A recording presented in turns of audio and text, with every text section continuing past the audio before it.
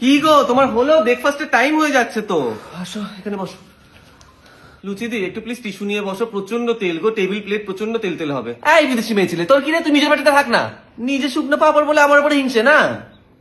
ওরম চোখ মুখ লাগালে কি হবে?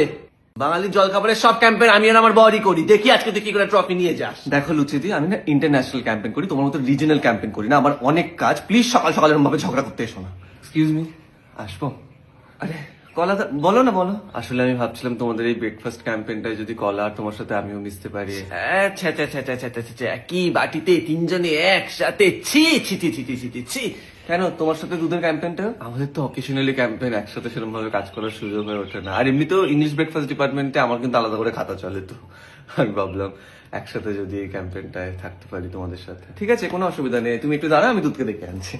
হ্যাঁ, ছি ছি ছি ছি ছি, সব নোংরামো দেখার আগে বাসি এই চায়ে ডুবে কেন মরলাম নাকি যা। এই বিদেশি ব্যাপারটা ছিল না। কি হলো? কিসে? কিন্তু ওনাকে এরকম ভাবে ফাটালো কি? আমি কিন্তু জানি না, ওই কানিয়েছিল সকাল থেকে আমি ডাকতে এসে। তাহলে কি এটা খুন?